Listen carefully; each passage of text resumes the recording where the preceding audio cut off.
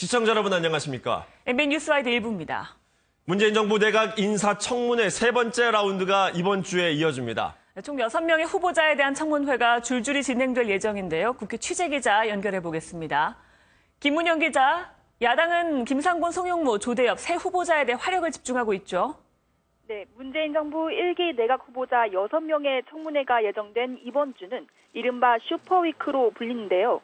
당장 내일 한승희 국세청장 후보자를 시작으로 28일 김영록 농림축산식품부 장관, 송영무 국방부 장관 후보자, 29일에는 김상곤 사회부총리 겸 교육부 장관, 조명균 통일부 장관 후보자, 마지막으로 30일 조대엽 고용노동부 장관 후보자 순입니다. 야권은 특히 3명 후보자를 부적격 3종 세트로 규정하고 집중 포화를 예고했습니다.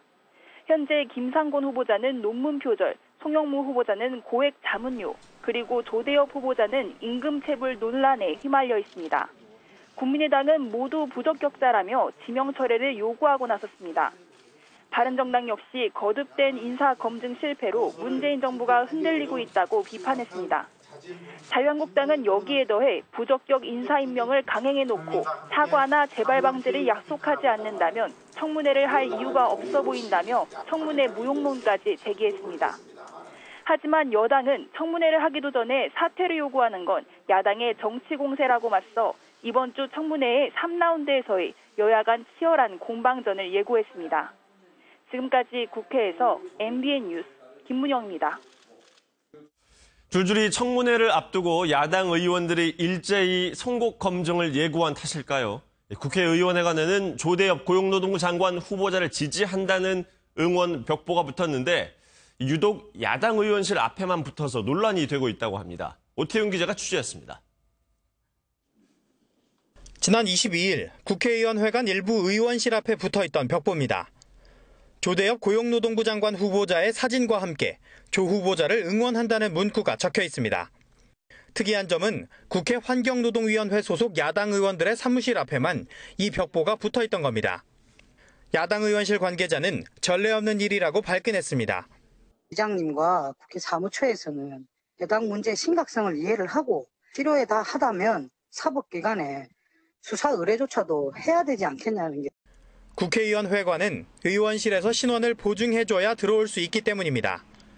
한 야당 의원실 관계자는 CCTV를 확인했더니 노조 조끼를 입은 2명의 남성이 머뭇거리다 벽보를 붙이고 돌아갔다고 전했습니다. 다른 야당 의원실 관계자는 게시 자체가 집회시위법이나 청사규정에 위반될 소지가 있다며 과민 반응처럼 보일 수 있지만 의정 활동에 심각한 손상을 줄 수 있는 만큼 국회 차원의 조치가 필요하다고 덧붙였습니다. 야당 의원들이 조대엽 후보자에 대한 엄격한 검증을 예고한 가운데 응원 벽보 논란이 청문회에서 어떤 영향을 끼칠지 주목되고 있습니다. MBN 뉴스 오태윤입니다. 계속되는 미사일 도발에 이어서 최근 원비어 사망 사건까지 발생하면서 북한에 대한 미국의 경계도 최고 수준에 달하고 있습니다. 트럼프 대통령은 매일 북한 동향을 확인하고 대응책을 고민하고 있는 것으로 전해졌습니다. 이병주 기자입니다. 미국 중앙정보국 CIA의 마이크 폼페오 국장은 트럼프 대통령이 매일 북한 동향을 확인하고 있다고 밝혔습니다. 폼페오 CIA 국장은 미국 언론과의 인터뷰에서 트럼프 대통령이 하루도 쉬지 않고 북한에 관해 묻고 미국의 대응 방향을 논의하고 있다고 말했습니다. 또 트럼프 대통령 머릿속이 북한으로 가득 차 있다고 덧붙이면서 자신이 북한 관련 보고 없이는 백악관을 빠져나오는 날이 없다고도 전했습니다. 폼페오 CIA 국장은 트럼프 대통령이 취임한 이후 가장 자주 만나는 인물 가운데 한 명. 지난 4월에는 극비리에 우리나라를 찾아 외교 안보 주요 인사를 만날 만큼 한반도 정세에 큰 관심을 갖고 있는 것으로 알려졌습니다. 미국도 북한 위협을 국가안보의 최우선 과제로 보고 있는 겁니다. 트럼프 대통령은 최근 발생한 미국 대학생 원비어 사망 이후 북한을 강력히 규탄한 바 있습니다. He spent a year and a half in North Korea. A lot of bad things happened. It's a brutal regime. 북한에 책임을 묻겠다는 뜻을 밝힌 미국 정부. 연일 북한 정세에 촉각을 곤두세우면서 이번 주 열릴 한미 정상회담에서 어떤 논의가 오갈지 주목됩니다. MBN 뉴스 이병주입니다. 문재인 대통령이 새 정부 첫 남북 체육 교류의 장인 세계 태권도 선수권 대회에 참석했습니다. 평소 민간 교류 활성화를 강조했던 문 대통령은 평창 동계올림픽 남북 단일팀 구성도 제안을 했습니다. 송주영 기자입니다. 전북 무주에서 열리는 세계 태권도 대회 개막식에 참석한 문재인 대통령. 내빈과 일일이 악수를 하다 북한의 대표적 스포츠 외교관인 장웅 국제올림픽위원회 위원에게도 악수를 건네며 10초가량 대화를 나눕니다. 새 정부 출범 이후 첫 남북 체육교류 무대에서 문 대통령은 내년 평창 동계올림픽까지 성과가 이어지길 기대했습니다. 평창 동계올림픽에 북한 선수단이 참여한다면 인류 화합과 세계 평화 정진이라는 올림픽의 가치를 실현하는데 크게 기여하리라 생각합니다. 사실상 남북 단일팀 구성도 제안했습니다. 바라건대 최초로 남북 단일팀을 구성하여 최고의 성적을 거두었던 1991년 세계 탁구 선수권 대회와 세계 청소년 축구 대회의 영광을 다시 보고 싶습니다. 장웅 위원 등에게 협조도 당부했습니다. 함께하고 계신 국제올림픽위원회와 장웅 위원님의 많은 관심과 협조를 부탁드립니다. 여러분 다 같은 마음이시죠? 대북 제재 틀 안에서 민간 교류는 활성화한다는 문재인 정부의 기조에 따른 겁니다. 제재와 대화 병행이 북핵 문제 해법이라는 판단으로 민간 교류 활성화가 대화의 물꼬를 트는 데 도움이 된다고 보고 있습니다. 물론 북한의 거부로 아직 본격화하지 못하고 있지만 이번 개막식이 민간 교류 활성화의 계기가 될 수 있다는 기대감도 큽니다. MBN 뉴스 송정입니다. 문재인 대통령이 평창 동계올림픽 남북 단일팀을 제안한 날 북한 주도의 국제태권도연맹 시범단이 우리나라가 주도하는 세계 태권도연맹 대회 축하 공연을 펼쳤습니다. 이도성 기자가 보도합니다.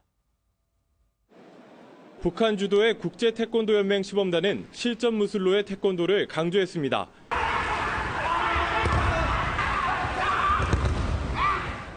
우렁찬 기합 소리로만 경기장을 가득 채웠고 화려함보다는 파괴력이 넘치는 태권도를 보여줬습니다. 때로는 차력쇼를 연상시킨 태권도 시범. 연이어 기왓장을 격파하는 화끈한 장면에서 우렁찬 박수가 터져나왔습니다. 더운 날씨에 북한 공연단들 실온단 하는 거 봤는데 가슴이 후련할 정도로 멋지게 잘 한 것 같습니다.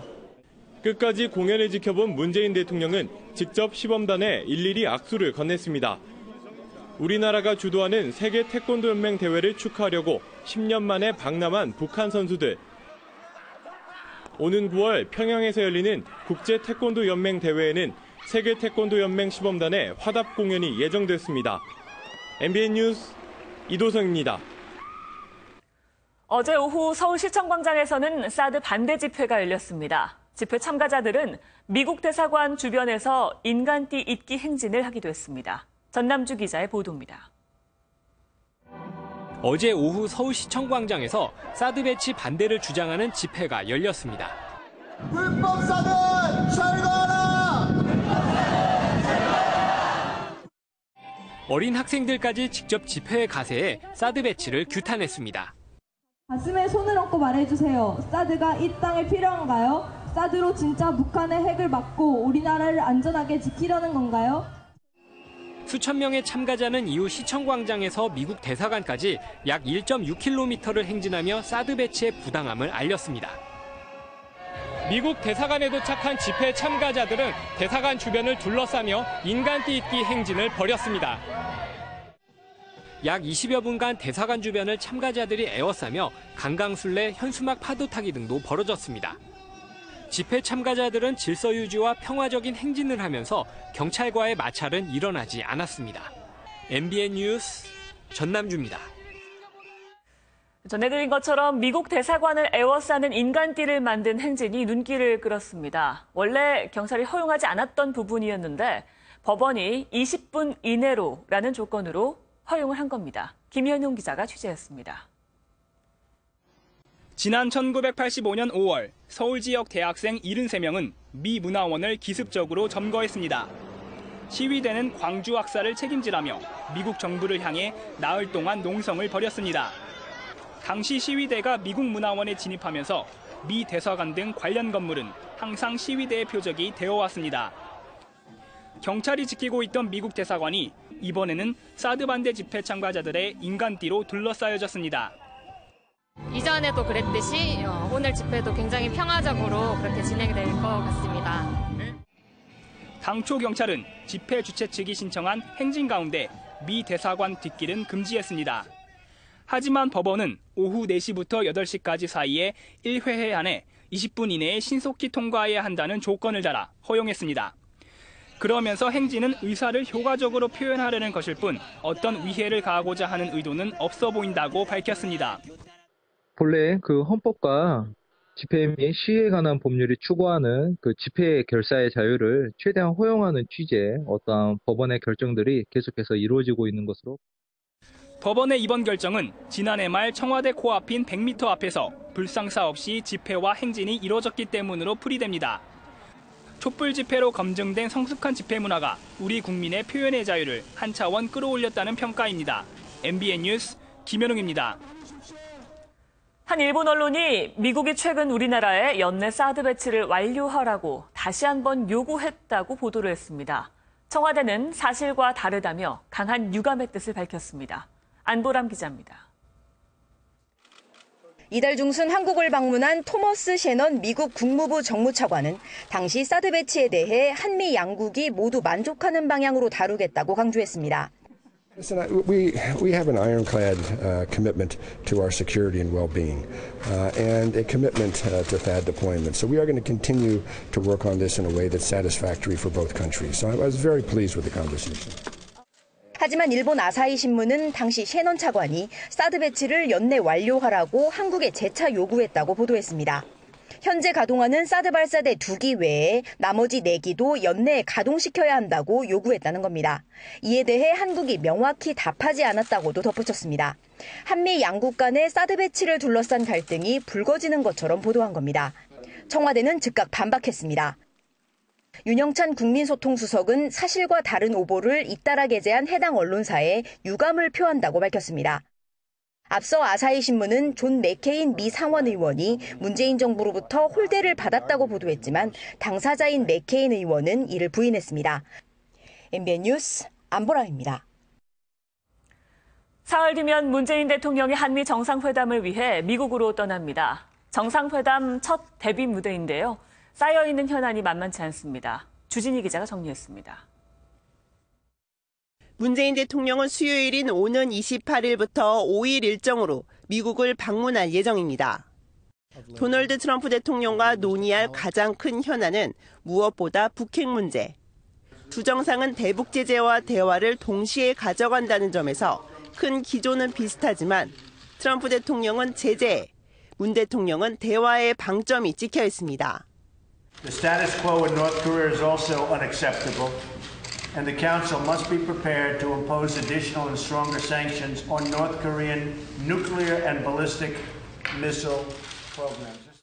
북한이 핵과 미사일의 추가 도발을 중단한다면 북한과 조건 없이 대화에 나설 수 있음을 분명히 밝힙니다. 때문에 북한 핵 개발 중단을 위해 두 정상이 어느 방향으로 대북 정책을 조율하느냐가 이번 정상회담의 큰 관건이 될 것으로 보입니다. 다음으로 사드 배치도 주요 현안입니다. 미국은 사드가 주한미군뿐 아니라 한국 방어를 위한 것이라고 보는 가운데 문재인 대통령은 사드 배치 연기나 철회가 아닌 적법한 국내 절차를 밟고 있는 것이라고 미국 측에 설명할 것으로 보입니다. 뿐만 아니라 한미 FTA도 논의될 수 있습니다. And we will work with you toward that end as we reform KORUS in the days ahead. 이번 회담이 끝나고 기자회견의 형식을 빌어 이번 회담 성과에 대한 설명이 따로 있을 것으로 보입니다.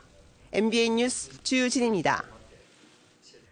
우리나라에서는 이처럼 사드와 관련해 한미 정상회담에 대한 우려가 커지는 데 반해 미 의회 분위기는 조금 다르다고 합니다. 오지혜 기자가 보도합니다. 존 맥케인 군사위원장. 코리 카드너 외교위 동아태 위원장 등 미 상원의 외교안보 중진위원 4명이 문재인 대통령의 미국 방문을 일제히 환영했습니다. 이례적으로 성명까지 내고 문 대통령과의 만남에 대한 기대감을 나타낸 겁니다. 앞서 이들을 포함한 상원의원 19명은 한미동맹을 재확인하며 환영 결의안도 냈습니다.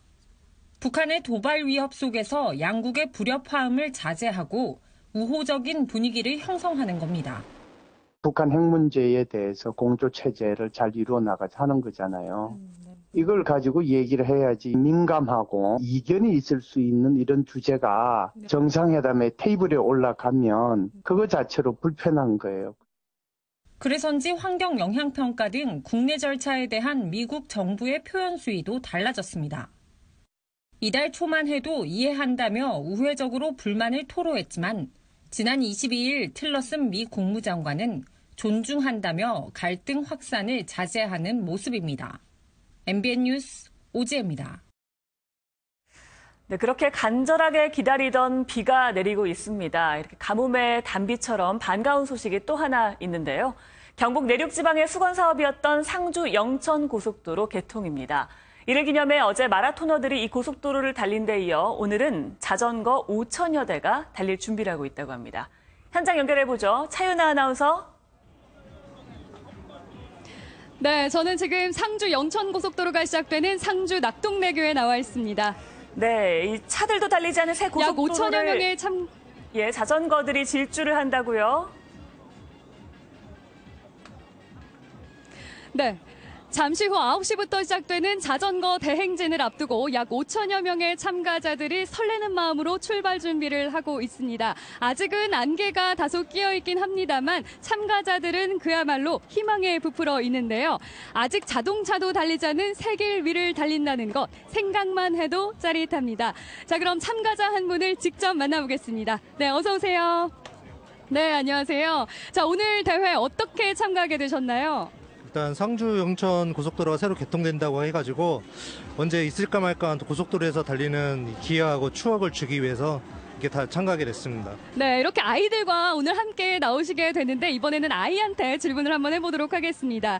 자, 오늘 아빠랑 자전거를 이렇게 타러 나왔는데 어떤 각오로 달릴 건가요? 우승보다는 완주를 목표로 달리도록 하겠습니다. 네, 오늘 끝까지 완주를 할 수 있도록 저도 응원을 하도록 하겠습니다. 말씀 감사합니다. 네, 앞서 말씀드린 것처럼 오늘 행사는 경북 상주와 영천을 잇는 고속도로 개통을 기념하기 위해 마련된 자리입니다. 2012년 6월 28일에 착공된 고속도로가 정확히 5년이 되는 오는 28일에 완공 개통되는 겁니다. 예전에는 상주에서 부산으로 가려면 구미와 대구 쪽으로 한참 돌아서 가야 했는데 영천까지 직선으로 관통하는 94km짜리 고속도로가 뚫리면서 30분 이상 시간이 단축될 것으로 기대됩니다. 자, 그럼 이정백 상주시장님과 자세한 이야기 나눠보겠습니다. 네, 안녕하세요. 네, 자, 이 고속도로가 생기면서 상주가 서울과 부산을 잇는 아주 중요한 길목이 될 것 같은데 어떻습니까? 예, 지난해 영덕간 고속도로를 개통을 했고 오늘 영천간 고속도로가 개통이 되면은 5개 고속도로를 연결하는 축이 되겠습니다. 또 서울 부산 간의 최단거리 코스가 되고 특히 동남쪽에 있는 포항, 울산, 부산의 교통 물류를 해소시키는 고속도로인 만큼 저희 상주시는 2시간대면은 접근이 가능합니다. 물류 교통의 중심이 되도록 노력을 하고 그렇게 되라고 생각을 하고 있습니다. 예. 네, 자, 마지막으로 참가자분들께 응원 한 말씀 부탁드리겠습니다. 예, 오늘 날씨가 무척이나 덥습니다. 평생에 있는 자전거 대행만큼 한 건의 안전사고도 없이 완주해 주시기를 바라겠습니다. 화이팅입니다. 네, 자, 말씀 잘 들었습니다. 고맙습니다. 네, 말씀을 나누는 동안 선두는 지금 막 출발을 준비하고 있는데요. 쭉 뻗은 고속도로를 시원하게 달릴 일만 남겨놓고 있습니다. 아무쪼록 아무런 사고 없이, 큰 사고 없이 끝까지 완주할 수 있기를 저도 응원하겠습니다. 자, TV 앞에 계신 시청자분들께도 이곳의 활기가 그대로 전해졌으면 좋겠습니다. 지금까지 상주 영천 고속도로에서 전해드렸습니다. 강경화 외교부 장관은 영어 실력이 매우 유창하다고 알려져 있죠. 알고 보니 과거엔 지하철 영어 안내 방송도 했었다고 합니다. 윤석정 기자가 취재했습니다. 마크 네퍼 미국 대사 대리와 빈센트 브룩스 한미연합사령관과 만난 강경화 외교부 장관. 통역도 없이 술술 영어로 대화를 나눕니다. Well, welcome. I would like to begin our conversation by repeating the deep sentiments expressed by my president on the death of Mr. Warmbier. The sentiment is shared by all of us. 국내 취재진에게 비공개니 나가달라는 말까지 영어가 더 자연스럽게 나옵니다. Thank you. May we excuse ourselves? 강 장관의 유창한 영어는 김대중 전 대통령의 통역을 맡으며 유명세를 탔지만 그 전부터 시민들에게 알게 모르게 영어 실력을 뽐냈습니다. 바로 지하철 안내방송을 통해서입니다. 4호선 동대문 운동장역에서 Next stop is Dongdaemun Stadium. Dongdaemun Stadium. You can transfer to green number 2 line.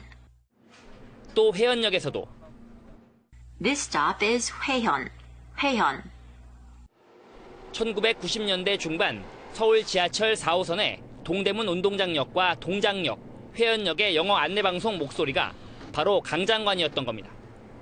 당시 대학에서 학생들을 가르치던 강 장관은 천만 서울 시민의 발인 지하철 안내방송을 통해 이미 시민들과 친분을 쌓고 있었습니다. MBN 뉴스 윤석정입니다. 역대 대통령들은 퇴임하기 전 청와대에 본인의 초상화를 남기고 나옵니다. 박근혜 전 대통령 초상화도 청와대 본관 1층에 걸렸는데요. 역대 대통령들과는 다르게 실물이 아닌 사진을 바탕으로 그렸다고 합니다. 무슨 사연이 있는 건지 김지영 기자가 보도합니다. 액자 속 박근혜 전 대통령. 엷은 미소를 띠고 있지만 어두운 기색도 느껴집니다. 이 그림은 청와대 본관 1층에 걸린 박 전 대통령의 초상화입니다.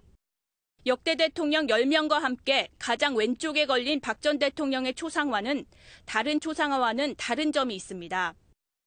실물이 아닌 단 한 장의 사진을 보고 그려진 점입니다. 박 전 대통령의 초상화를 그린 이원희 화백은 당시 청와대에서 사진 한 장을 건네며 그대로 그려달라고 했다며 두 번이나 만남을 가졌던 김영삼 전 대통령 경우와 달리 박 전 대통령과는 한 번도 만나지 않았다고 말했습니다. 초상화가 의뢰된 시점은 박 전 대통령이 탄핵소추 이후 청와대에 머물던 지난 1월이었습니다. 일반적으로 정권 말에 초상화를 제작하는 만큼 퇴임 준비를 하는 모습으로 비춰지는 것이 부담스러워 박 전 대통령이 직접 나서지 못했을 것이란 해석입니다. 결국 초상화는 헌법재판소의 파면 결정 열흘 뒤인 지난 3월 20일에 청와대에 도착했고 박 전 대통령은 자신의 초상화를 보지 못하고 청와대를 나왔습니다. MBN 뉴스 김지영입니다.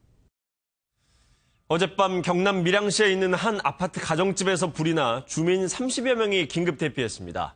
부울고속도로에선 3중 추돌 사고가 발생해 4명이 중경상을 입고 병원으로 옮겨졌습니다.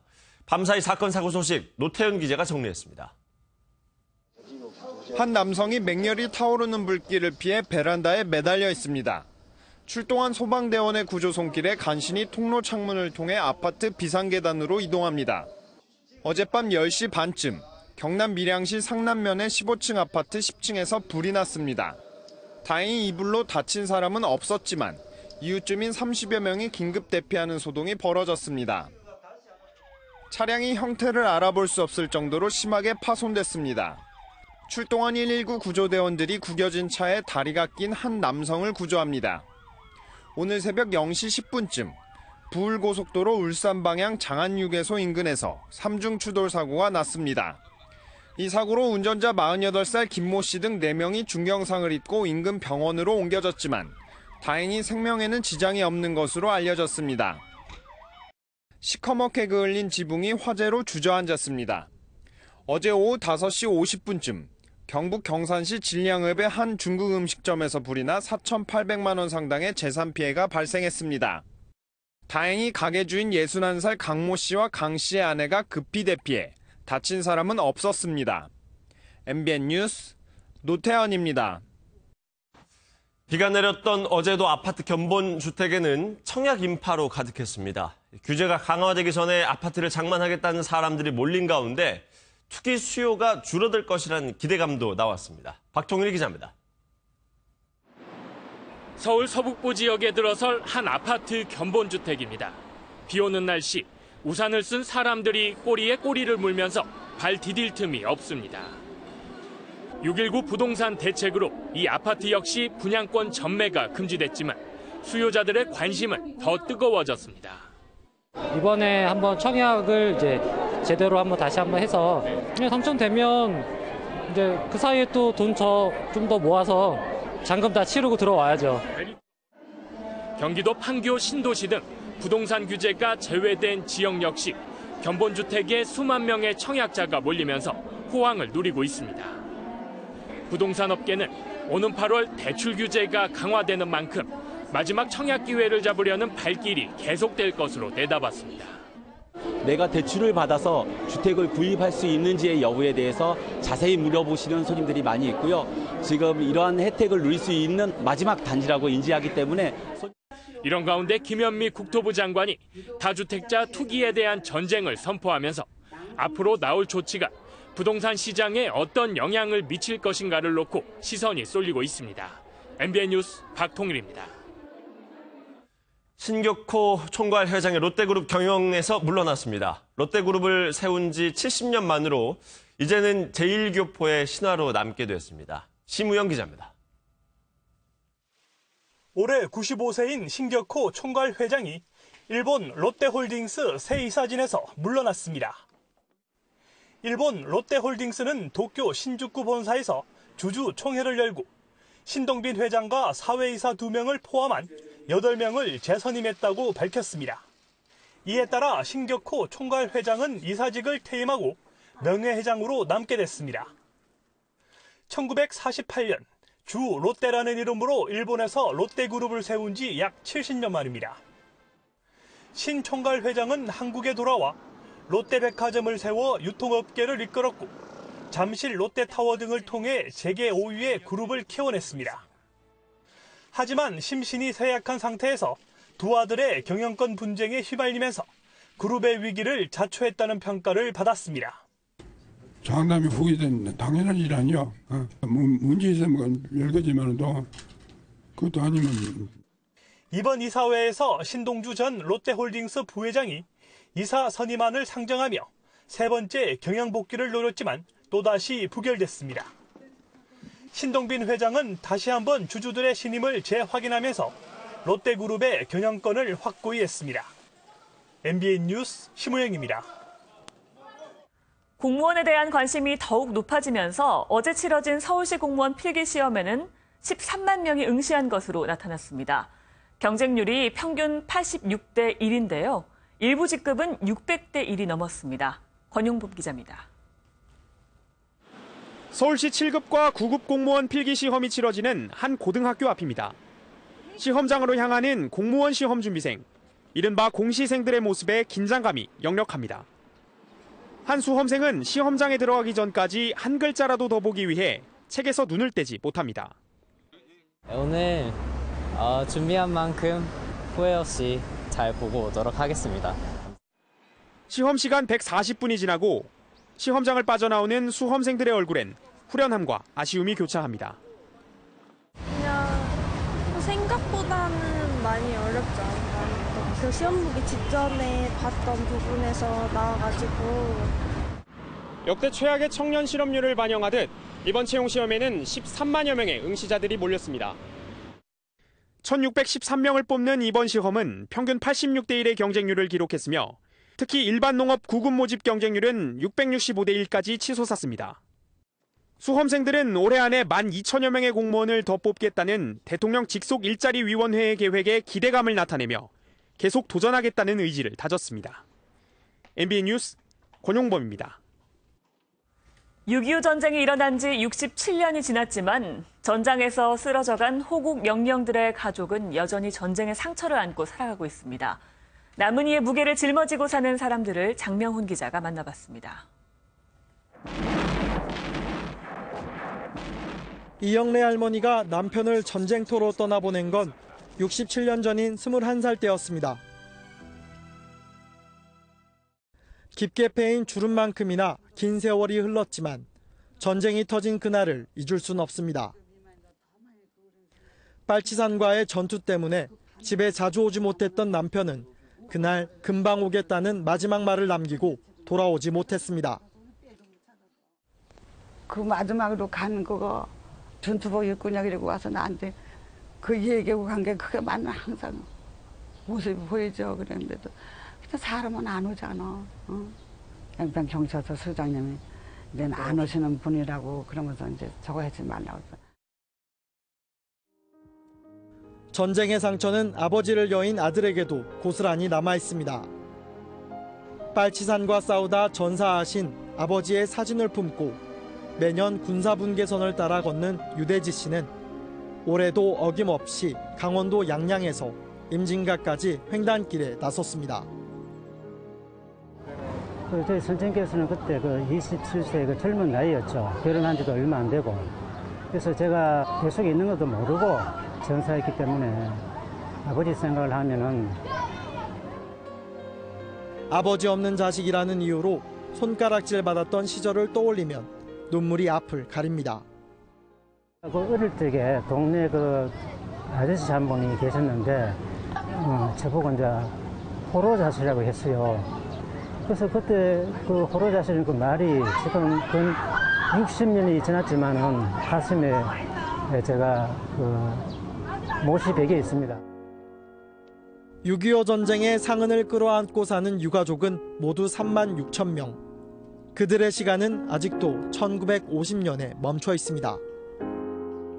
보고 싶습니다, 아버지. MBN 뉴스 장명훈입니다. 어제 새벽 중국 남서부 쓰촨성에서 일어난 산사태로 140명 이상이 매몰되는 참사가 발생했습니다. 사흘간 쏟아진 폭우가 그 원인으로 보입니다. 정치훈 기자입니다. 소방관과 주민 열댓 명이 안간힘을 쓰자 커다란 돌 하나가 간신히 들립니다. 엄청난 바위와 흙더미에 마을은 온데간데 없이 사라졌습니다. 중국 쓰촨성의 한 마을에 산사태가 발생한 건 새벽 6시쯤. 주택 40여 채가 매몰되면서 141명이 실종된 것으로 집계됐지만 200명이 넘을 것이라는 관측도 나오고 있습니다. 사전에 아무런 경고가 없었던 만큼 잠자고 있던 마을 주민 대부분이 변을 당했습니다.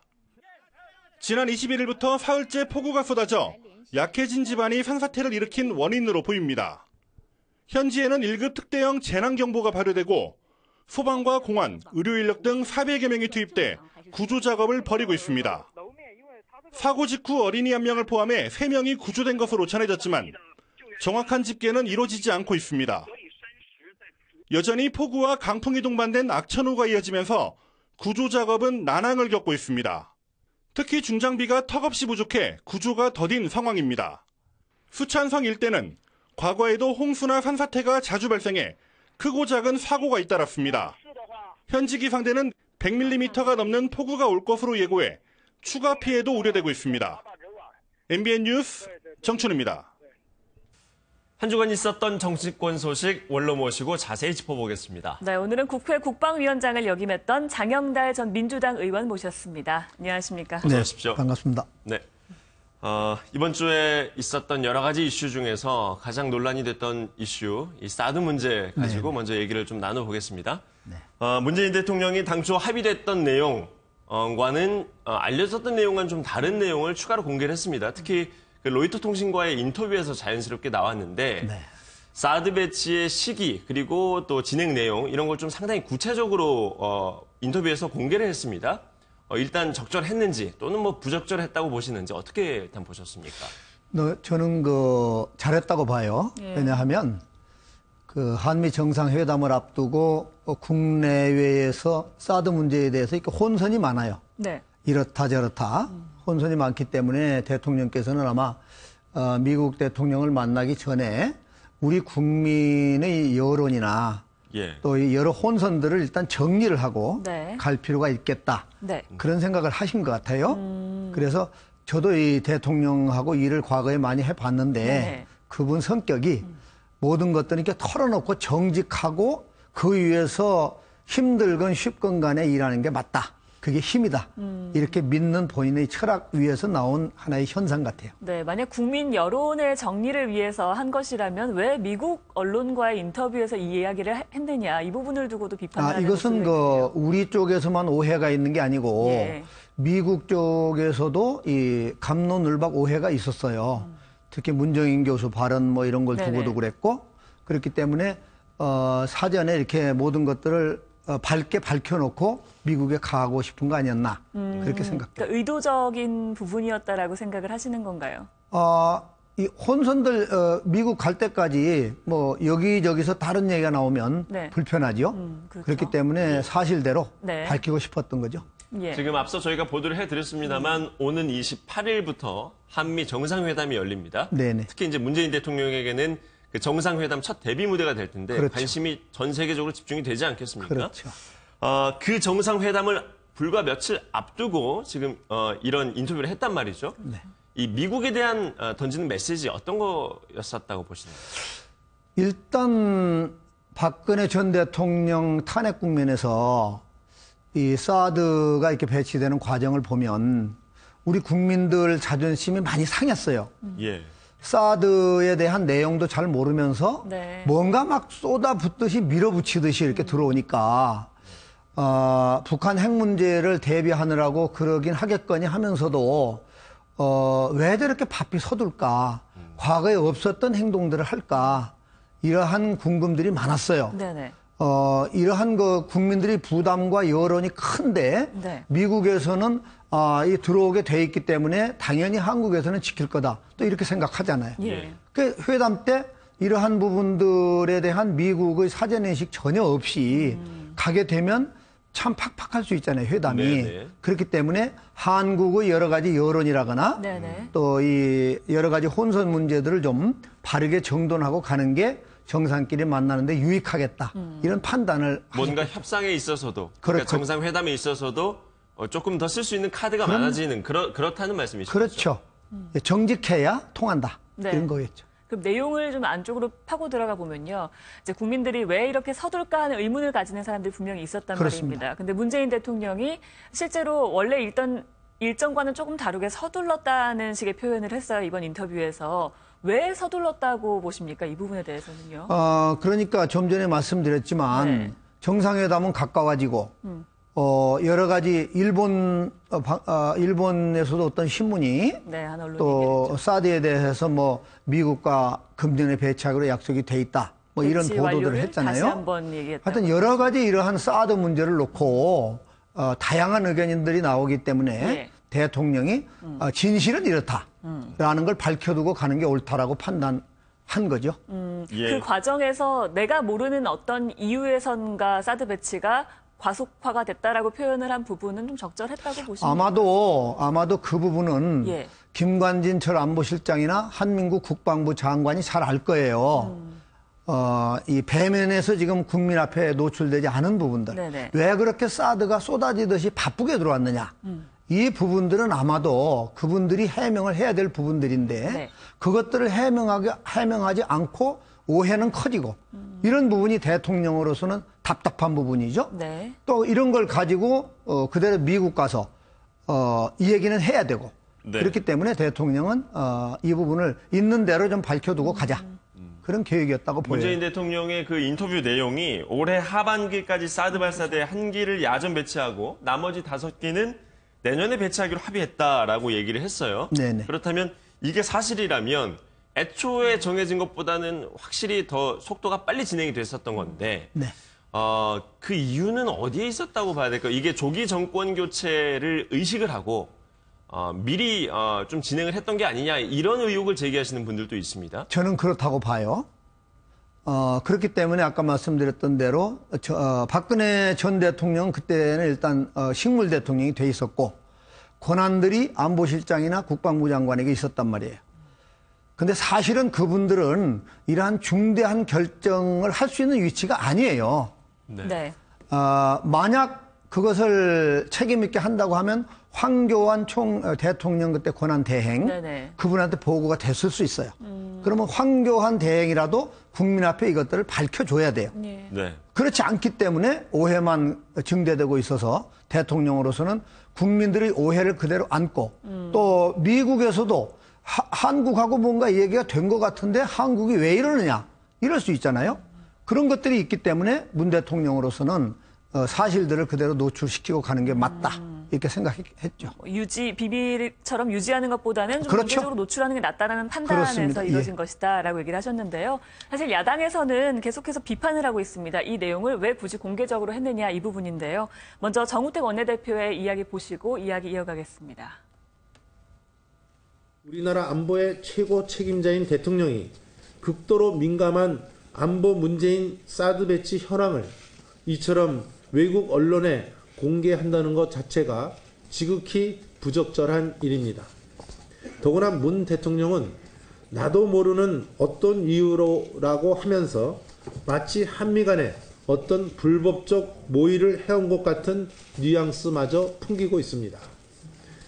문재인 대통령이 한미 정상회담을 앞두고 어떻게 하든 사드 배치 연내 배치를 서둘러 온 미국의 길을 꺾고 협상의 주도권을 쥐겠다는 의도로 동맹국을 공격하는 것은 아닌지 참으로 우려스럽습니다.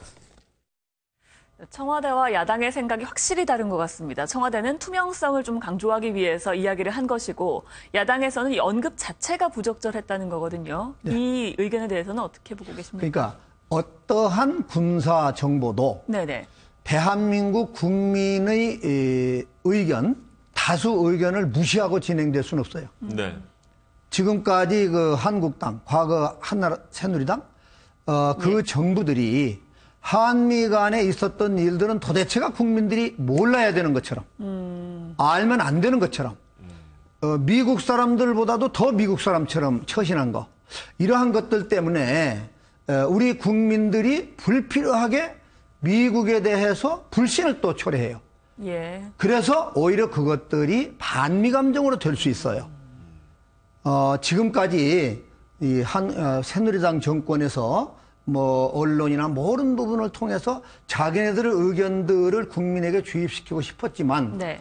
지난번 총선이나 대선을 보면 국민들은 그렇게 억지로 자기네들에게 먹여지는 홍보 이런 것들에 의해서 판단하지 않는다는 게 증명됐잖아요. 네. 그런데 이 과거 정부에 보면 한미 관계를 마치 비밀로 붙이면서 흘러가는 것들이 잘하는 것처럼 이러한 것들이 오히려 오해만 키우고 한미 동맹을 약화시킨 효과가 있었다. 네. 그래서 문재인 정부는 모든 것들을 국민이 이해할 정도는 알리면서 가는 것이 가장 한미 관계를 돈독히 하는 척경이다. 이렇게 네. 보는 거죠. 장 의원님께서는 예전에 이제 의정 활동 하실 때 그 국방위원장 상임위 활동을 또 하셨었죠? 네.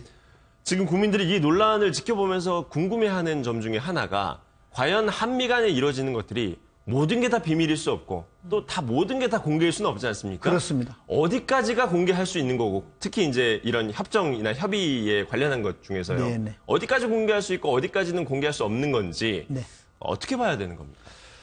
일단 그 군사작전에 필요한 비밀 요인들이 있죠. 네. 이번에 사드 같은 경우는 이미 미국에서도 이것이 논쟁이 많이 됐던 부분이에요. 예. 이것이 뭐 사드 들어오는 것이 비밀로 그 숨겨서 올 사항도 아니에요. 왜? 미국에서 이미 사드라는 무기 체계에 대해서 많은 논의가 있었기 때문에. 그리고 한국에서는 그런데 사드가 뭔지를 공개를 안 했어요. 네. 이것이 북한 핵을 막는데 그리고 북한 미사일을 차단하는데 어느 정도 효과가 있느냐. 네. 미국의 유명한 MIT 석자 교수의 시어도어 포스톨이라는 교수가 있어요. 예. 이분은 미국 국방부의 자문위원도 오래 했고 네. 미국 전 국방부 장관하고도 가까운 친구예요. 이런 분들은 이 한국에 와서조차 이 강의를 할 때 기술적으로는 사드가 북한 미사일이나 핵을 잡아내는데 크게 효험이 없을 거다. 예. 그러나 정치적으로 이것이 어떻게 들어올 이유가 있었다는 것은 나는 모르겠다. 나는 기술자이기 때문에. 예. 이렇게 얘기해요. 그러면 그러한 부분들을 적어도 우리 국민들에게 어느 정도는 설명을 하면서 이것이 배치가 돼야 되는 것이지 네. 이 모든 것들이 그냥 비밀로 붙여놓고 받아라, 그냥 받아라, 무작정. 그러면 한국 국민들이 동의하지 않는 그러한 그 무기 체계의 도입이라고 한다면 불신만 키우는 거죠. 그러니까 배치의 시기와 관련한 거는 충분히 공개해서 국민들의 설득을 구할 수 있다, 이런 말씀이신 거죠. 우선 그 무기 체계가 미국에서도 여러 가지 논쟁이 있었기 때문에 그것이 그런데 한국에서는 왜 필요한 것인가라는 것들은 공론화돼 있는 거기 때문에 군사 비밀과 이건 다른 문제로 한국 국민들에게 설명할 수 있었던 부분이었다는 거죠. 그 사드가 한국에서 이렇게 논란이 되는 부분도 트럼프 미국 대통령은 당연히 알고 있을 거고요. 뭐 일각에서는 이런 논란이 되는 부분에 대해서 트럼프 대통령이 경로했다라는 보도가 전해지기도 했습니다. 물론 확인할 수는 없지만요. 네네. 그렇기 때문에 한미 정상회담에서 물론 정식 의제는 아니지만 사드 문제를 분명히 논의를 할 것으로 보이는데 어떤 이야기들이 오갈 거라고 보십니까? 일단 그 미국 대통령과 한국 대통령이 문재인 대통령께서 밝혔듯이 합의된 내용들, 금년의 1기, 그 이후에 5기, 이런 내용들의 사실관계들이 확인이 되겠죠. 그리고 아마도 미국도 한국이 미국이 중요한 만큼 한국이 중요한 겁니다. 그렇기 때문에 그러한 관계에서 서로 이익을 주고받는 그러한 타협이 이루어질 것인데 그러한 가운데에서 있는 그대로를 확인하고 그런 것들을 점검하는 차원에서 아마 협상이 이루어질 거라고 봐요. 트럼프 대통령이 워낙 이 예측불허의 발언들을 많이 하잖아요. 혹시나 이번에 정상회담에서 사드 문제를 가지고 갈등이 빚어질 가능성, 이런 것들은 얼마나 있다고 제가 보세요? 보기로는 전에 김대중 대통령께서 무슨 얘기를 많이 하셨냐면 그 상인적인 이 감각이 필요하다. 상인적인 감각. 근데 트럼프를 보면 그렇게 이렇게 거칠게 보이지만 자기 이익을 계산하는 데는 대단히 철저한 분이에요. 대단한 사업가이기도 그렇죠. 하니까요.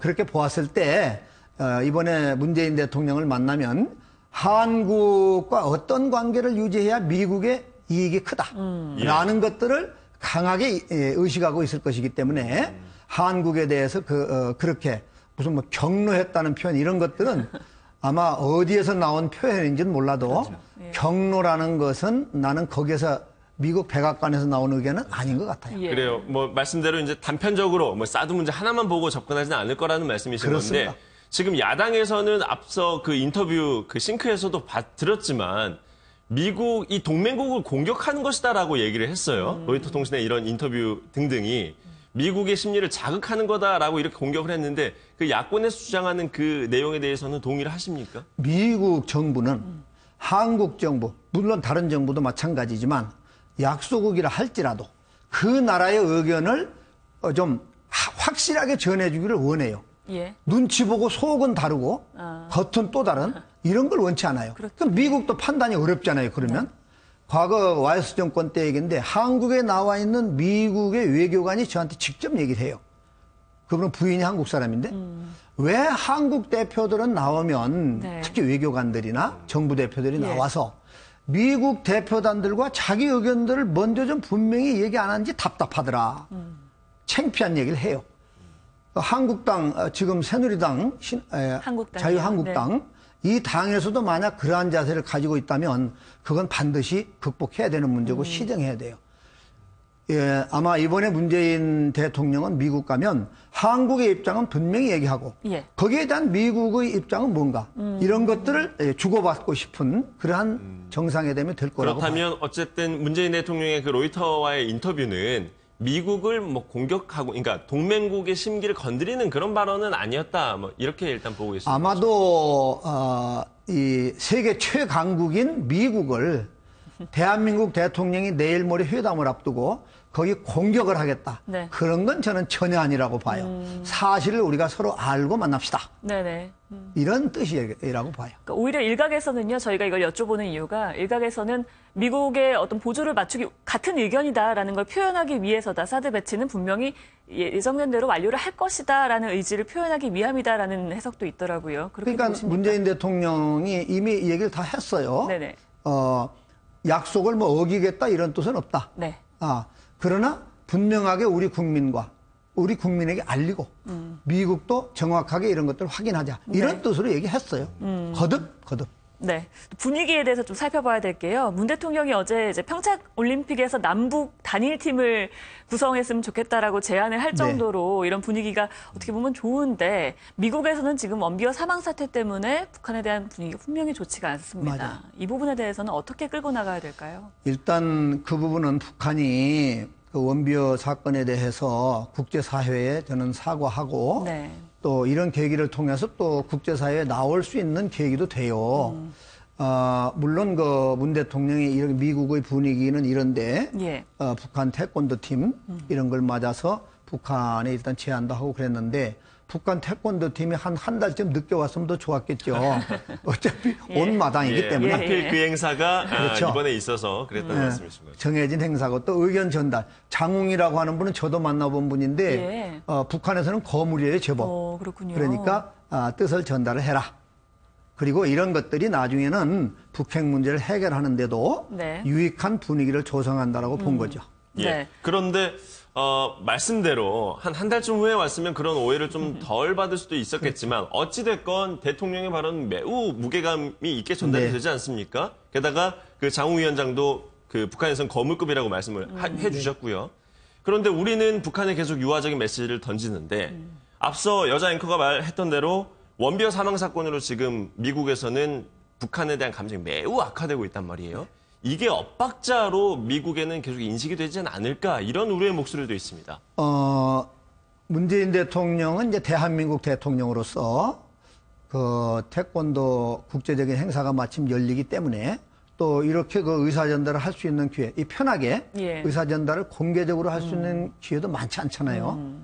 그렇기 때문에 좀 한 달 뒤에 열렸으면 좋았을 행사가 이렇게 앞서 열려서 의견 전달을 했다고 보고 또 세계 어느 나라건 특히 미국에 대해서도 우리 민족이 솔직히 말하면 미국이나 뭐 일본이나 이런 나라들은 북한 핵 문제로 한국에서 한판 벌려서 한국이 잿더미가 돼도 뭐 자기네들 사는 데는 별로 불편하지 않아요. 그러나 우리는 다 죽어요.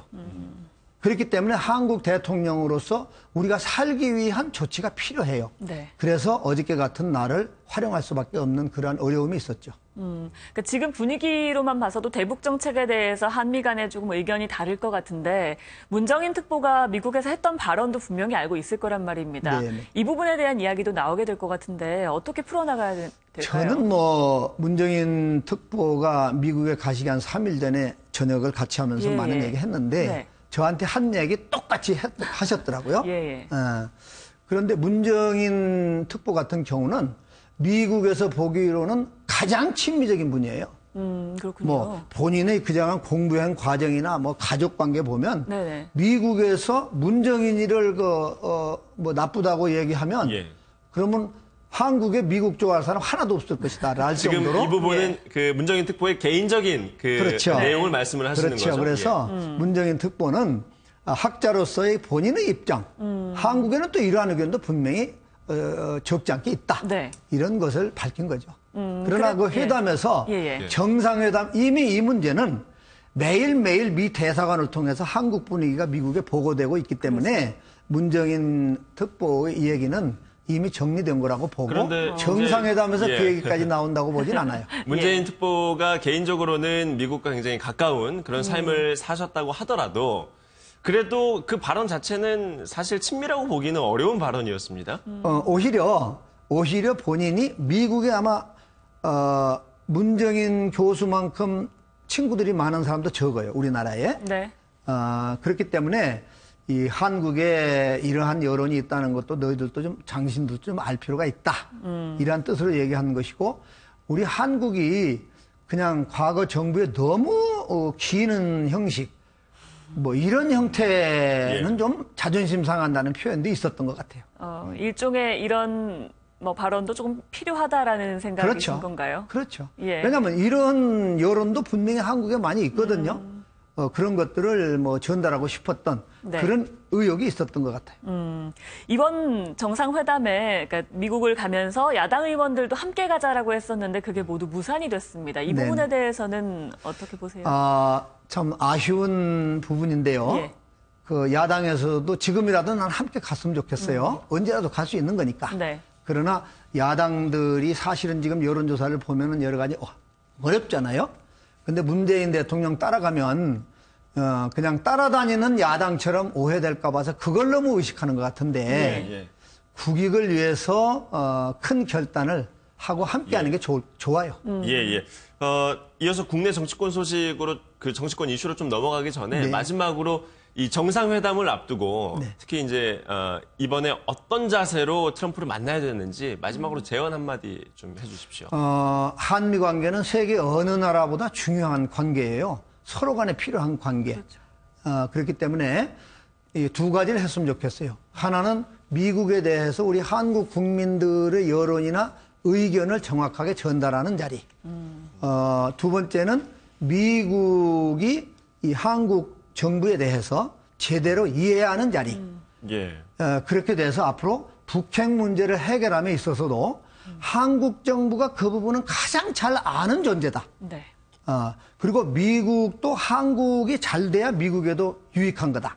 이런 것들을 서로 이해하는 그러한 자리가 되면 좋을 것 같아요. 네. 조금 전에도 이야기가 나왔었지만 야당이 방미에 참여를 하지 않을 정도로 전국이 지금 좀 얼어있는 상태입니다. 추경을 두고도 굉장히 말이 많았는데요. 우원식 민주당 원내대표의 경우에는 심지어 눈물을 보이기도 했습니다. 내용 보시겠습니다. 국민들의 요구가 얼마나 높은데? 저는 이거는 자유한국당이 정권교체를 인정하지 않는 겁니다. 이건 대선 불복입니다. 국민의당에도 섭섭합니다. 그런 논의가 있으면 옆에서 좀 도와주셔야죠. 추경 논의 그거 왜 못하냐 이렇게 좀 도와주셔야죠. 제가 정말 한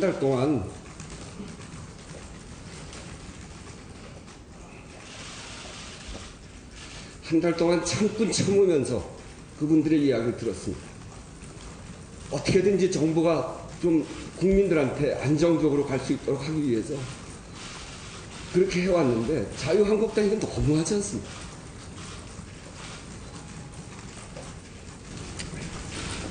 더 질문 없으면.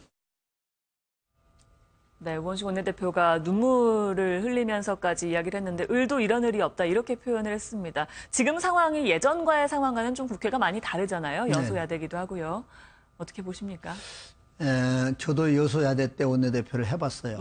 근데 우원식 원내대표가 저 할 때보다 더 힘들고 억울하고 야속한 마음이 클 것 같아요.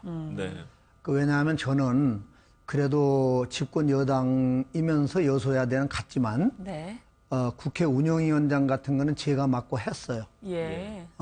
그때에 이제 그 뒤에 국회의장까지 하셨던 김형호 그분이 저하고 파트너로 원내대표를 했는데 그분은 그래도 여당이 책임지고 국정을 살피는 거니까 양보할 건 양보해 줘야 되겠다라고 하는 판단 하에서 자기네들이 우리 당보다 야당이 더 컸음에도 불구하고 운영위원장 같은 것은 여당이 하는 게 맞다. 양보할 건 양보해 줬기 때문에 일을 했는데 지금 우원식 원내대표는 말이 여당 원내대표지 운영위원장도 안 하고 있지. 전부 자유한국당한테 끌려다녀야 되는 입장이 돼 있어요. 그 나라 형편은 지금 자유한국당이 나라를 이 지경에 만들어 놨는데 그걸 수습해 보겠다고 하는 추경 예산. 대통령이 후보 때 실업자를 81만 명 구제를 하겠다. 이 공약한 부분을 실현하겠다고 하는데 그걸 반대하는 거거든요. 그렇기 때문에 그러면 이 대통령 선거 이것도 불복하는 거 아닌가 이런 얘기까지 나오는 거죠. 그래서 자유한국당은 특히 자기네들이 이렇게 만들어 놓은 국가를 세우고자 하는 문 대통령을 1년 동안은 적어도 도와줘야 될 입장이다. 그런 말을 하고 싶어요. 방금 얘기하신 대선 불복 얘기까지 나온 건 좀 심하다라는 의견도 있던데요. 물론 심하다고 보는 분도 계시겠지만 특히 자유한국당이 이렇게 나오는 부분에 대해서는 국민 여론조사에서도 그대로 반영이 되고 있단 말이에요. 그렇기 때문에 자유한국당도 제가 보기에는 지금처럼 국정을 아예 나가지도 못하게 가로막고 있으면 앞으로 자유한국당의 위치가 바른정당으로 넘어갈 겁니다. 혹시 의원님께서는 뭐 원내대표 하시면서 눈물 흘리신 적은 있으셨나요? 눈물 흘리진 않았지만 제가 이렇게 원내대표 막 2007년 1월 달에 당선이 됐는데 저희 당에 있는 분들이 그때는 노무현 대통령 말기였어요. 노무현 대통령 인기도 좀 많이 떨어졌고 말기니까. 그런데 저희 당에 있던 사람들이 한 30여 명이 탈당을 해서 다른 당으로 만들어졌어요. 그때는 참 기가 막히고 눈물이 날 뻔했는데 저는 아마 우원식 대표보다 나이가 좀 더 들었으니까 눈물 안 났어요. 아니 이 질문을 왜 드렸냐면 우원식 원내대표가 눈물을 흘리니까 이제 정우택 한국당 원내대표가 울지 말고 뭐 대통령에 직원해야 된다 뭐 이런 말을 했던 게 저희 방금 화면에도 나갔었는데 이게 그 우원식 원내대표의 심정이 과연 얼마나 답답하고 어떤 심정이길래 눈물까지 흘리나 이제 이런 게 궁금해서 여쭤봤습니다. 네, 지금 일단 자유한국당은 그 자기네들이 이 상황을 지금 만들었어요. 문재인 대통령은 대통령이 됐는데 다른 대통령은 국회에서 만여 명들 모아서 취임식도 하고 2달 넘게 인수위원회도 하고 이렇게 해서 가는데 취임식도 한 번 못하고 일만 지금 시작해서 죽을 지경인데 장관들도 임명을 못하고 국무위원회를 만들어주지 않으면 살림을 못하잖아요. 그 아무것도 안 하고 추경이 지금 바빠서 실업은 만연돼 있는데 이것 좀 하자는데 딱 가로막고 있으니 우원식 원내대표가 방법이 없는 거죠, 방법이. 그럼 원내대표가 된 이후로 지금 모든 일들이 지금 제대로 진행이 되지 않고 있다. 뭔가 이런 답답함, 억하심정 그런 것들이 좀 쌓여 있을까요? 제가 보기로는 아마 사석애가 뒤에 물러나서는 통곡을 했을 거예요. 지금 이 상황이요. 100% 야당의 잘못이다라고만은 볼 수 없다는 시각도 있습니다. 물론 집권 여당이 되면 아무리 어렵더라도 무슨 수를 써서라도 수습을 해 나가야 돼요. 그러니까 문재인 대통령이 그 약식 취임할 때 그 자유한국당부터 가서 사정을 한 거 아니에요? 근데 그러한 것들을 깡그리 무시하고 정부 구성조차 못하게 하면 어떡합니까? 대한민국이라는 이 큰 배가 5천만 원을 싣고 가는 배가 나아갈 수는 있게 만들어주고 그 다음부터 이제 지적을 해야죠. 물론 여야가 함께 힘을 모아서 협치를 하면 좋겠지만 지금 이 상황에서요. 지금의 여당 원내대표시라면 강경하게 나가시겠습니까? 아니면 좀 더 부드럽게 계속 협치를 구하는 모습을 보이시겠습니까? 일단 이 정부 구성은 해야 돼요. 장관은 다 임명이 돼야 돼요. 그러니까 청문회를 해서 근본적으로 직무와 관련돼서 도저히 도덕적으로 문제가 있다면 다 지적을 해서 그건 해야 되지만 임명은 책임지고 대통령이 하는 거예요. 그렇기 때문에 청문회를 했으면 문제는 이렇다라는 것을 대통령에게 전달해야 돼요. 그게 청문회 보고서예요. 그렇게 해서 이 임명권은 대통령에게 있으니까 이름에도 불구하고 임명을 하시든 말든 대통령은 책임지시라. 이렇게 해서 구성하게 만들어줘야지 그것도 못하게 하면은 대통령 권한까지 발동을 못하게 만드는 거죠. 지금 국회 이야기를 조금 더 들어가 보겠습니다. 지금 국회에서 현안들이 뭐 산적해 있지만 가장 중요한 것들 꼽으라면 뭐 추경예산 심사 이 부분 합의하는 거, 또 줄줄이 있을 인사청문회 이런 것도 굉장히 민감한 이슈 중에 하나인데 지금 추경예산 같은 경우에는 한국당은 절대 동참할 수 없다라는 입장 아니겠습니까? 다른 야당들은 좀 분위기가 다른 것 같고요. 한국당을 제외하고 이게 추경 예산이 진행이 될 수도 있을까요? 어떻게 예상하십니까? 이 추경 예산은 문재인 대통령이 이승만 대통령부터 지금까지 가장 큰 표 차이로 대통령이 당선된 분이에요. 560만 표 이상. 그러한 대통령이 공약 때 뭐라고 그랬냐면 내가 대통령 되면 청년 실업자 해소를 위해서 81만 개의 좋은 일자리를 만들겠다. 공약이에요. 그 공약을 이행하기 위해서 1차적으로 추경을 요청한 거예요.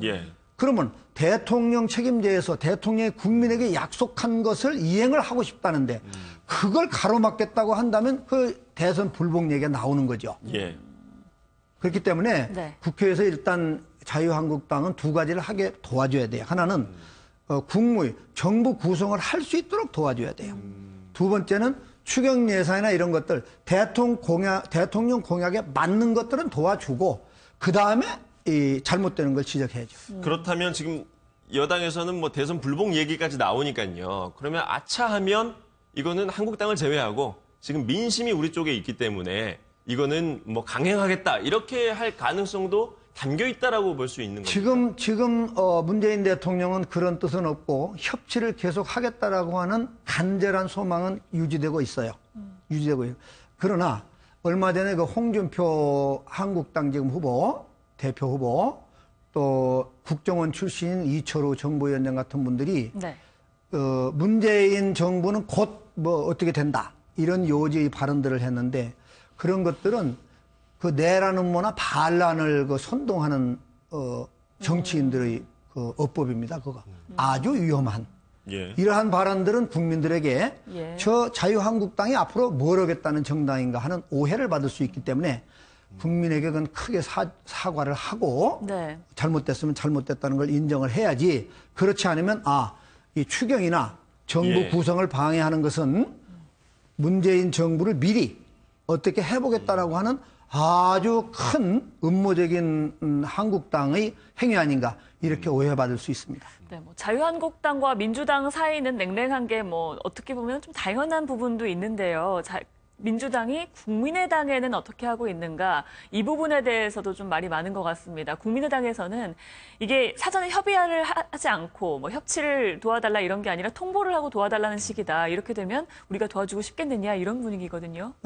어저께 그 우연히 정동영 의원을 잠시 만날 수 있었는데 국민의당은 이렇게 대치되는 것이 국민의당에게도 그렇게 유익하다고 보지 않은 것 같아요. 그래서 협조할 건 협조를 하는 게 국민 여론과 맞다 이렇게 보는 것 같아요. 물론 안철수 뭐 자강론을 얘기하는 부분들과 또 다른 부분들이 결이 좀 다르긴 하지만 크게 봐서 이 정권이 초기에 나가도록 도와주는 게 국민의당이나 또 국민 여론에 맞는 것 같다. 이렇게 보는 것 같아요.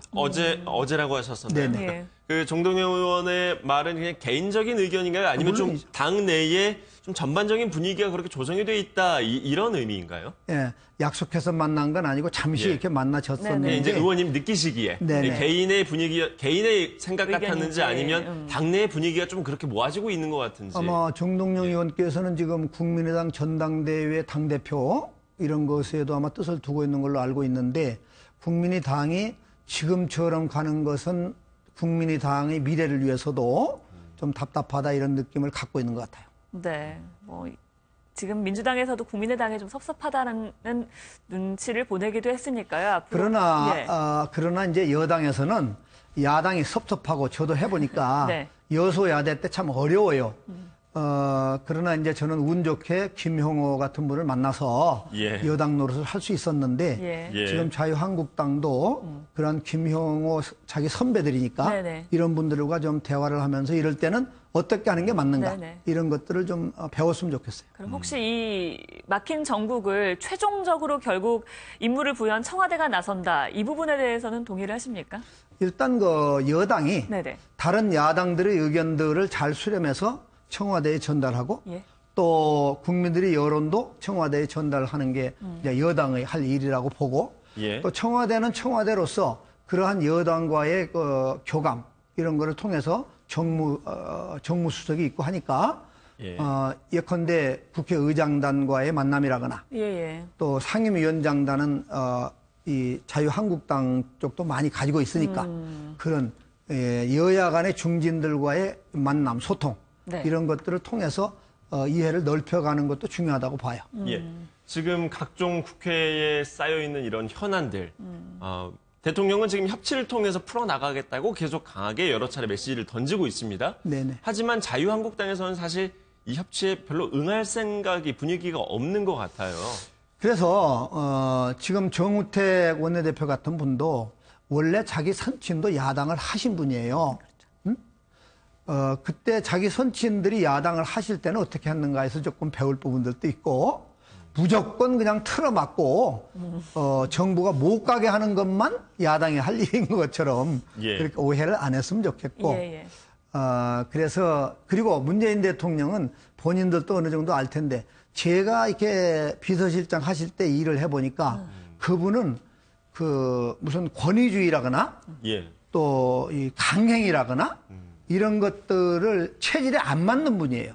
그렇기 때문에 그래도 이런 대통령을 만났을 때가 야당도 참 운이 있는 거다. 이렇게 생각하고 협치를 하면 대통령도 그에 맞는 응답이 반드시 야당에 있다. 이렇게 보면 좋겠어요. 네. 그걸 풀어나갈 것이 또 당장 이번 주에 있는 인사청문회인데요. 인사청문회가 상당히 난항을 겪을 것으로 일단 예상이 됩니다. 일단 야당에서는 부적격 3종 세트라고까지 표현을 하면서 지금 부적격으로 규정을 하고 있는데요. 내용 보시고 이야기 이어가겠습니다. 저는 김상곤, 조대엽 후보자와 함께 송영무 국방장관 후보자를 부적격 신 3종 세트로 규정합니다. 문재인 대통령은 더 이상 국회의 인사 검증을 금쪽 같은 시간 허비라는 식으로 폄하해서는 안 됩니다. 지금이라도 인사 검증 시스템을 철저히 수립해 가동하고 코드 고운 인사를 뛰어넘는 대탕평, 대통합 인사라는 초심으로 돌아가길 당부합니다. 네, 일단 야당에서 얘기하는 건 김상곤 후보자, 조대엽 후보자, 송영무 후보자 세 사람은 안 된다. 3종 부적격 세트다라고 얘기를 하시는데 일단 어떻게 보십니까? 적격, 부적격과 관련해서. 일단 야당 입장에서 이런 사람들이 문제 있으니 대통령께서는 꼭 참고하십시오라는 건 할 수 있다고 봐요. 네. 그러나 아무개는 죽어도 안 된다. 여기까지는 야당이 할 말은 아니라고 봐요. 왜냐? 그 임명권은 대통령이 있는 거예요. 헌법에 의해서 그렇게 돼 있어요. 법률에 의해서. 그렇기 때문에 만약 그 세 사람이 문제가 있다고 하면 그래도 대통령이 임명을 할 수밖에 없다. 그러면 부담은 대통령과 그 정부가 안는 거예요. 대통령은 그럼에도 불구하고 그분들의 전문성이라거나 그 경력으로 봐서 안보라거나 교육이라거나 이런 것들에 더 필요하다. 그걸 할 수 없다. 야당이 좀 그건 봐주라. 이렇게 하고 임명할 수 있는 거죠. 그건 대통령 권한이에요. 그런 부분까지는 야당이 존중할 필요 있다. 지금 일정상으로 봤을 때 송영무 그리고 김상곤, 조대엽 후보 이런 순으로 지금 청문회가 예정이 돼 있어요. 그 맨 앞에 하는 이제 송영무 후보자가 사실 지금 가장 언론에서도 그렇고 정치권에서도 그렇고 얘기가 많이 나오고 있는 것 같습니다. 별 문제 없다고 보십니까? 어떻게 보세요? 저도 그분을 잘 알고 오랫동안 대화를 해온 분인데 여러 가지로 이 후배들의 존경을 받고 있는 분인데 최근에 나온 문제들이 문제가 될 수 있다고 봐요. 그래서 아까 말씀드린 대로 그럼에도 불구하고 송영무 제독이 과거의 연평의 해전이라거나 또 군인으로서의 지도력이 탁월했다는 부분이 있었어요. 그러니까 그 부분들은 일단 대통령과 정부에게 이런 문제가 있는데도 어떻게 하실랍니까? 이렇게 청문회 보고서를 대통령께 보내면 여당 야당으로서의 책무는 거기까지죠. 그런데 사실 청와대에서는 송영무 후보자를 국방개혁의 적임자라고 얘기를 하지 않습니까? 그런데 지금 계속 제기되는 의혹들이 군 납품 비리 수사 중단 지시 의혹이라든지 아니면 고액의 자문료 논란 의혹이라든지 사실 이런 거는 그 역할, 부여될 역할에 비해서는 좀 안 맞는 게 아니냐, 이제 이런 공격들을 받고 있으니까요. 네네. 특히 자문료의 고액이라든지 이러한 부분들이 변호사도 또 어디 가면 야, 돈이 너무 들어와서 걱정이라고 하는 얘기도 저도 들어봤어요. 우리 서민들이 들으면 참 기가 막힐 얘기들이 있어요. 그러한 고위층들의 관행, 우리 사회에 그러한 부분들이 숨어 있었구나라고 하는 것들은 일깨워서 생각해야 될 부분들이고 아무튼 그런 부분들까지 청문회에서 국민들에게 일단 낱낱이 밝혀지지 않겠습니까? 그 뒤에 적부 여부는 결론이 날 거 아닌가. 청와대에서 그렇죠. 청와대 측에서 져야 할 청문회를 보고. 통해서 국민이 알게 되고 그것을 청와대에 듣고 또 야당에서 주장하는 의견까지 보태서 듣고 그리고 마지막 판결은 이제 대통령이 하셔야 되는 부분이죠. 야당에서 계속해서 반발이 나오고 이런 부분을 저희가 앞에서도 계속 짚어봤는데 이거의 시작은 사실 인사와 관련한 이야기였습니다. 처음부터는요. 근데 이번에 인사가 쫙 이뤄지면서 사실 문제가 없었던 건 아닙니다. 치밀한 검증은 좀 부족했던 거 아닌가 하는 비판도 나오곤 있는데요. 이 부분의 책임은 과연 누구한테 있다고 보십니까? 물론 이 인사 검증을 하는 인사 수석부터 책임이 없다고 볼 수 있죠. 없다고 볼 수 없죠. 다만 이 국회에서 청문회를 거치기 때문에 그것을 국민들이 어떻게 보시는가 이런 거에 따라서 이제 청와대는 판단하시겠죠. 네, 야당에서는 조국 민정수석을 계속 책임을 져야 한다라는 표현을 쓰고 있고 임종석 비서실장은 오히려 인사검증이 문제가 있다면 그 책임은 비서실장인 내게 있다라고 표현을 하기도 했는데요. 이 부분에 대해서 일단 비서실장이 청와대 모든 것을 책임지고 있기 때문에 임 실장이 아마 그런 입장을 밝힌 것 같고 조국 수석도 사실 지금까지 임명한 분들 보면 엊그제 안 사람들이 아니고 오랜 세월 동안 알아왔던 그 사회로부터 회자됐던 분들이기 때문에 좀 쉽게 믿고 갔던 부분들이 알고 보니까 또 이렇게 발목이 잡히는 그런 부분들이 있었던 것 같아요. 그래요. 그 남은 후보자들 가운데 이게 또 어떤 분은 낙마하는 분이 생길 수도 있을 것 같은데요. 물론이죠. 예. 일단 뭐 예상은 어떻게 하시나요? 물론 그럴 수도 있다고 봐요. 방금 말씀드렸듯이 야당들은 그런 것들을 얼마든지 국민 앞에 지적할 수 있고 다만 분명하게 그 사실에 적합한 부분을 가려줘야 되는 거고 침소봉대를 너무 하지 말고 그리고 그러한 이제 국민의 여론과 야당의 입장들이 이제 계속 노출되고 있잖아요. 이러한 것들이 뭐 매일 하고 있는 국민 여론조사에서 또 반영이 되죠. 그런 것들이 대통령의 이제 임명권에 영향을 주어서 최종 판단이 되죠. 낙마자는 이제 안경환 법무부 장관 후보자 한 명이었었는데 추가로 낙마자가 생길 경우에는 어떻습니까? 그럴 경우에는 청와대나 문재인 대통령 입장에서는 상당히 큰 타격입니까? 아니면 뭐 그 정도의 잡음은 역대 정권에서도 있었던 거라고 이제 봐야 될까요? 저는 그 부분은 사실 과거 우리가 살아왔던 부분들 관행이라고 하는 게 너무 느슨했던 부분이 있어요. 지금 이렇게 젊은 분들 살 때는 잊지 못했던 것들이 과거에 있었던 부분들을 반성해야 될 부분들이고 기성원들이 역시 여러 가지 문제들은 자료에 의해서 국회에서 걸러지는 부분들이기 때문에 그런 것들을 보고 형성되는 국민의 여론에 따라서 청와대는 판단할 수밖에 없을 것이다. 그것을 여하히 판단하느냐에 따라서 청와대의 뭐냐면 영향이 어느 정도일 것인가는 그 사이에서 결정되겠죠. 네. 마지막으로요. 국회에 지금 정치권이 아주 꽉 막혀 있지 않습니까? 저희가 계속해서 얘기해왔지만 이게 과연 야당이 역할을 하는 것인가, 발목 잡기를 하는 것인가, 또 여당은 그렇다면 여당의 역할을 제대로 하고 있는 것인가에 대한 의문이 사실 많습니다. 이 부분에 대해서 마지막으로 재연 좀 부탁드리겠습니다. 네네. 저도 이제 4선까지 국회의원 생활 해봤는데 야당도 해보고 여당도 해보고 그랬는데 일단 야당을 하면서 우리도 좀 너무했던 때가 있었다는 생각을 해요. 근데 지금처럼 아주 이 정권 초반기에 국가 비상시국을 자유한국당으로부터 왔는데 국회의석은 120석밖에 안 되고 300석 중에 이런 때에 너무 어려운 지금 이 책무를 민주당이 맡고 있어요.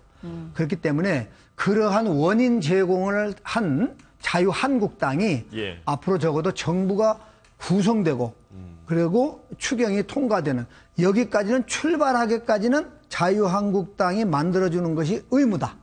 그렇게 봐요.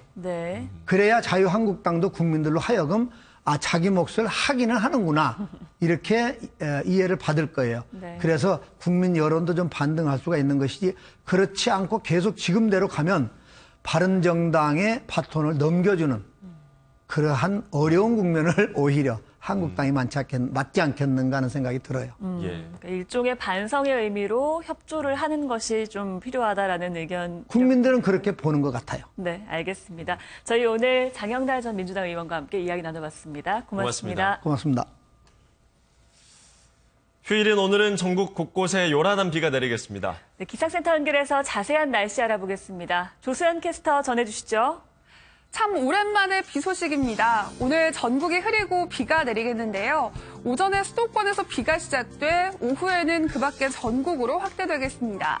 예상되는 비의 양은 서울을 포함한 수도권과 강원 영서, 충남과 호남에 10에서 40mm, 그 밖의 지방은 5에서 30mm 정도가 되겠습니다.